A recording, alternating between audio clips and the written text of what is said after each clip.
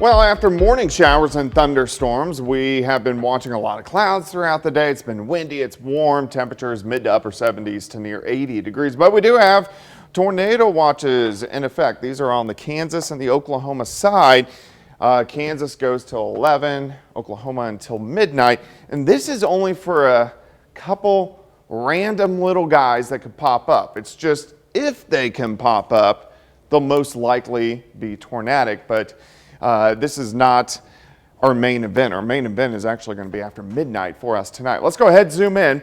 Not too much is going on. You can see a couple little guys trying to go in southeastern Kansas. The reason they're having a hard time is we have a very strong cap or a lid on the atmosphere, an area of warm air aloft, and it kind of suppresses these storms. So these guys are having a hard time. The better chance that we can get some of these thunderstorms to go are going to be a little bit closer toward the dry line out toward Wichita, also down toward Oklahoma City. So you can see the cap is gone here. We got a tornado warning north of Wichita, and then you see this line just to the west of Wichita. That's the dry line. It's kind of stalled a little bit, so we're trying to get little thunderstorms ahead of it. They're just having a hard time getting going. So if we get anything in here over the next 3, 4, 5 hours, it's only going to be 1 or 2 storms. There is the chance, I still think the chances are under 50% that we even get a storm in here as we go through the evening hours. But later on tonight, everybody is going to get showers and thunderstorms across the region.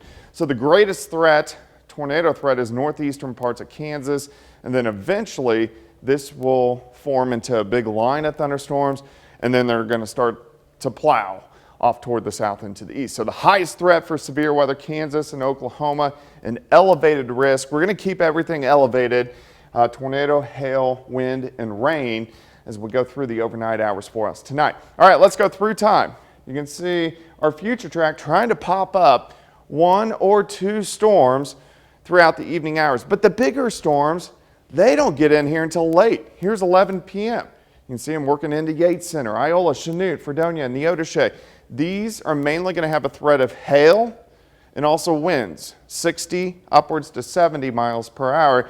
And there is going to be a low tornado threat, but it's still going to exist throughout the overnight hours. These storms plow off toward the south and to the east. Once they get into the metro, they will start to weaken. Here's 2, 3 o'clock in the morning. I think once they pass through, our severe threat will drop. But that means we're going to have a severe threat until about 3 or 4 o'clock in the morning.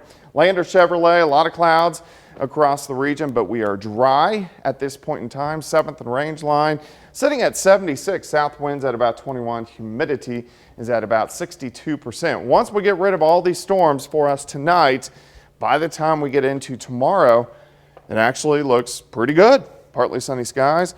High temp is 73. So we do have the severe threat tonight until about 3 or 4 o'clock in the morning. Of course, we'll keep our eyes on it. I'm not overly concerned. I'm a little concerned, but not overly concerned. So that's good news. 73 tomorrow, 75 Sunday. Severe threat returns on Monday. We all feel better knowing that you and the rest of the weather team are keeping an eye on this for us tonight, and will let us know what we need to know when we need to know it. We will. Thanks, Doug. Hey, when severe weather strikes, you're going to want to stay informed, and you can do that by scanning this QR code. You can do it right now with that phone in your hand or your pocket. It's going to take you to the KOAM News Now YouTube page, where our weather team will live stream during severe weather events to give you updated information. And while you're there, be sure to subscribe and ring the bell for notifications.